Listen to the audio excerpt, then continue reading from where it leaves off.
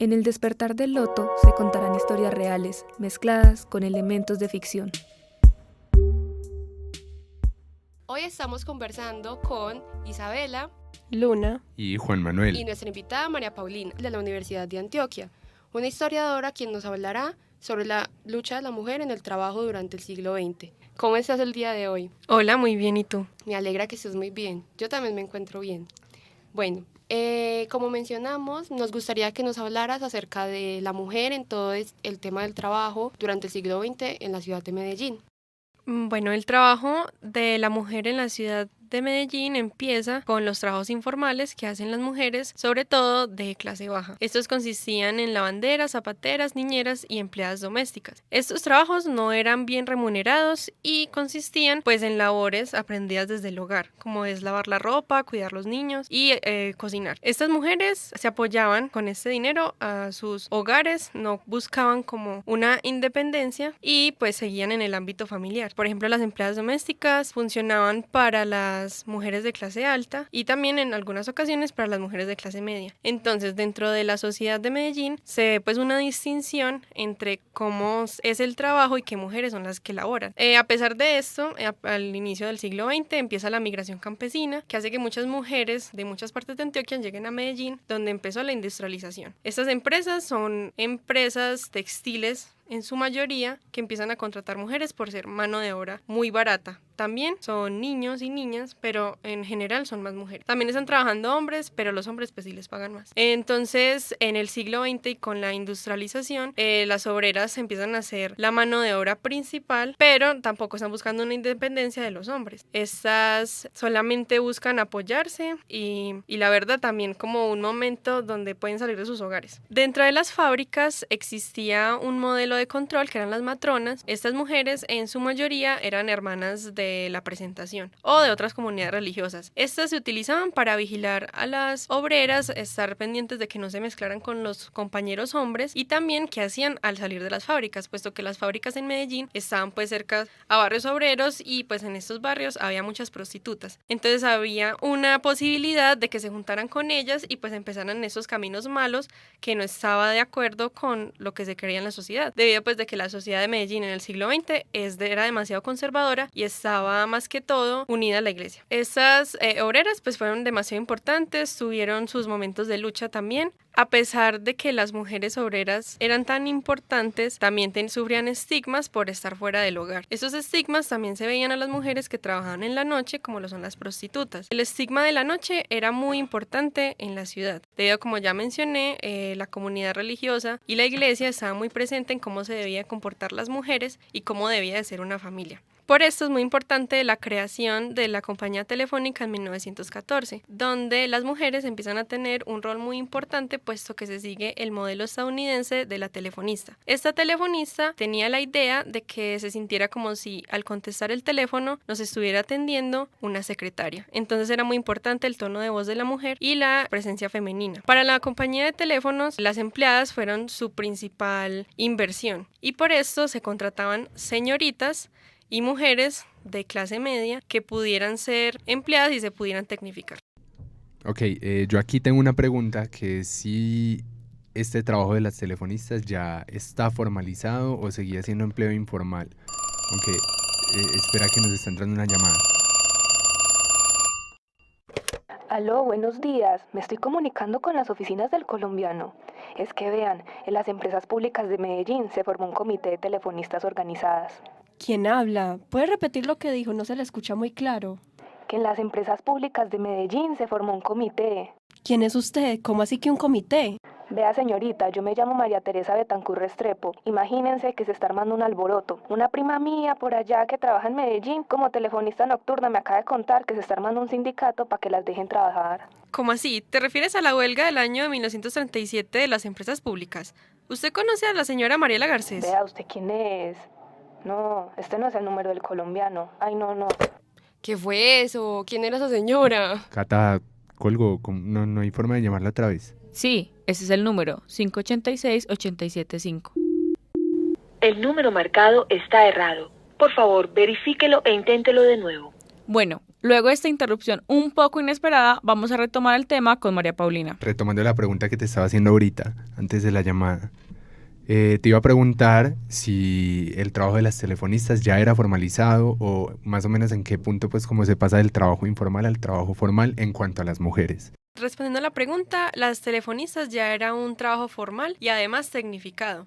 Por eso ya eran empleadas. Ellas les enseñaban, les decían cómo manejar los teléfonos, cómo contestar las llamadas y por eso también tenía un pago más alto. Y de la transición del trabajo informal a formal se fue dando paulatinamente y con las oportunidades que daba la misma ciudad. Por ejemplo, el trabajo de las obreras ya era un trabajo formal. Entre más salían de sus hogares, más se volvía a formar el trabajo, ya les estaban pagando.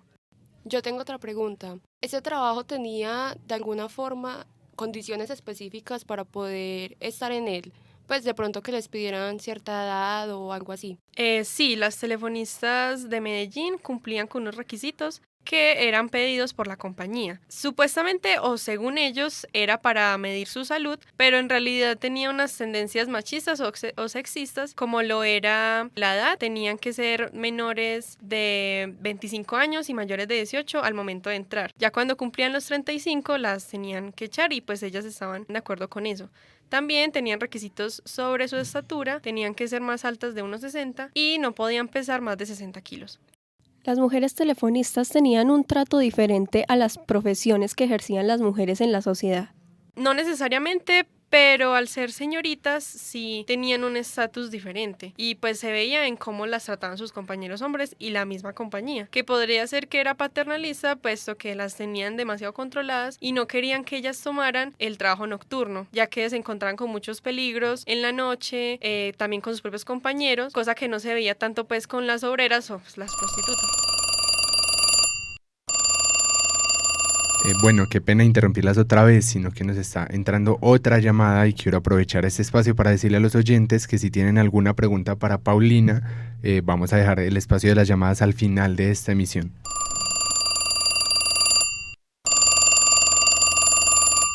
Oyentes, les volvemos a reiterar que no se tomarán llamadas. Qué pena contigo, Paulina. Hoy están como intensos con las llamadas, entonces tendremos que contestar. Buen día. Se acaba de comunicar con el Despertar del Loto. ¿Qué dudas le podemos resolver? Estás en vivo. ¿Cómo así que en vivo? Es que estos son las noticias. Bueno, supongo que es el colombiano. Es que, vean, les termino de contar. Las telefonistas nocturnas están haciendo una huelga en las empresas públicas de Medellín. Espere, no me vaya a colgar. ¿Se está refiriendo a la huelga de 1937 de las empresas telefónicas? Sí, en estos momentos está pasando, como así que 1937. En este año estamos...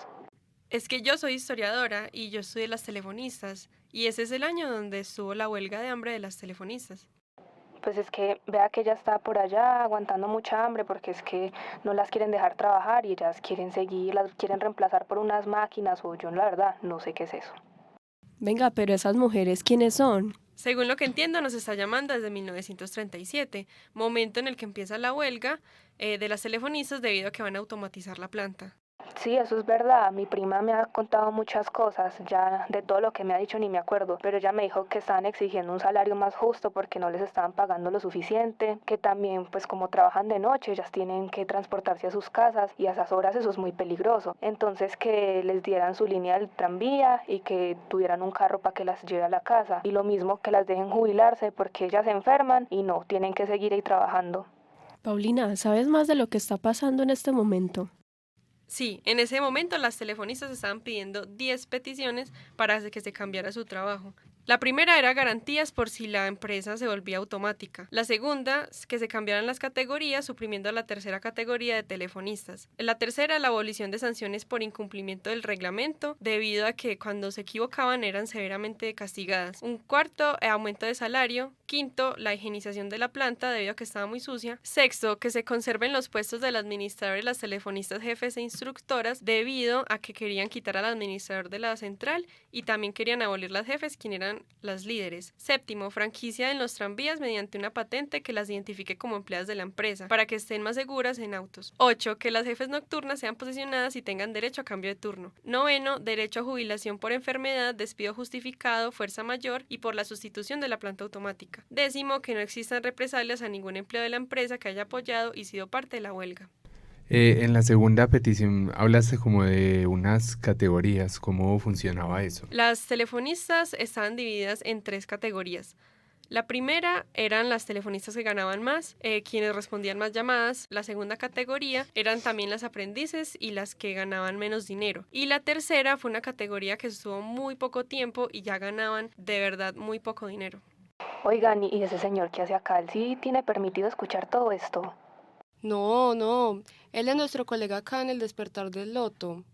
¿Cómo así? Pero, o sea, él no las va a castigar ni nada. Ustedes sí pueden de verdad estar escuchando esto. No, tranquila. Ya acá en el siglo XXI esas cosas no pasan. Realmente no sé a qué castigos te refieres, pero en este momento es muy común que entre hombres y mujeres se junten en el trabajo y no hay represalias ni nada de eso negativo para las mujeres. Es más, actualmente es mucho mejor que los hombres se empapen de historia y sepan todo lo que ha pasado frente al trabajo de la mujer, porque así ya conocen más de esta lucha que han tenido durante toda la historia y de ese modo tienen más empatía frente a lo que ha pasado con la mujer. Los castigos a los que se está refiriendo son en su mayoría castigos monetarios, puesto que las telefonistas cuando se equivocaban o cometían alguna falta se les rebajaba el sueldo y también se les censuraba pues en su puesto de trabajo, teniendo despidos injustificados, que es lo que también se pide en las peticiones. Yo la verdad pensaba que los castigos que les daban eran físicos, como pues se sabe que normalmente esa cultura machista en Medellín se veía tanto, no pensé que fuera a ser algo económico, pero ¿cuánto ganaban ellas para que se tomaran esa libertad como de afectarles el salario? En el año de 1930 estaban ganando 56 pesos al mes, lo que es considerable teniendo en cuenta que el administrador ganaba 230, mientras que los hombres telefonistas ganaban 40 pesos. Entonces ahí pues nos podemos hacer una idea de que no era un mal sueldo, pero tampoco era algo ideal. Y al castigarlas les rebajaban a veces entre 5 a 10 pesos al mes. ¿Por qué se les dice señoritas? ¿Acaso ellas no eran mujeres casadas? No, según la nómina de las empresas públicas, casi ninguna, o al menos el 99% de las telefonistas eran mujeres solteras. Esto pues, se deduce a partir del apellido, ya que eran, por dar un ejemplo, Teresa García, y algunas eran Tomasita de Rodríguez, dando ese de la idea de que tenía un esposo y no era soltera. Ya había adoptado el apellido de su esposo. Ustedes saben demasiado y les voy a ser sinceras. Cuando yo llamé, yo tenía mucho susto porque yo no sabía con quién me estaba comunicando, pero la verdad me están diciendo cosas muy reconfortantes porque yo estaba muy preocupada por mi prima por allá. ¿Qué tal donde, no sé, la policía la capturara o eso se convirtiera en algo mucho peor? ¿Usted me puede contar como cuál va a ser este desenlace para ver si necesito ir a visitarla? Las telefonistas de Medellín siguieron trabajando bastante tiempo y el consejo sí les dio bastante de lo que pedían, excepto pues algunas cosas como el salario que no se lo subieron tanto y el auto pues del tranvía, pero en realidad las telefonistas siguieron trabajando hasta 1950 aproximadamente, donde se trasladaron de empresa.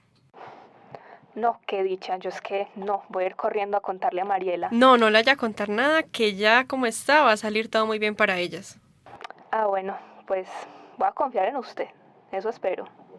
Pero no tienes otras historias para contarnos. Mija, es que a mí me sobran, vea yo. Me toca es romper la alcancía pues para sacar todas las monedas. Eso nos puede volver a llamar después.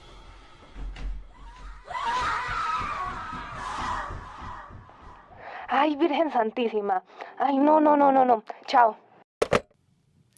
¿Qué habrá pasado con María Teresa? Ojalá esté bien y nos llame después. Cierto que sí, pero bueno, siento que este ha sido un capítulo bastante movidito. Ya estamos llegando al final, entonces solamente queda agradecerle a Paulina por todo su tiempo, por contarnos de su trabajo de grado tan espectacular. Muchas gracias por haber venido al programa, María Paulina.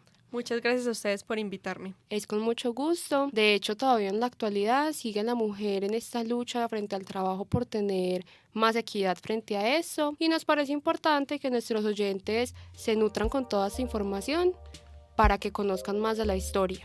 Esperamos que les haya gustado y no se pierdan la próxima emisión del Despertar del Loto.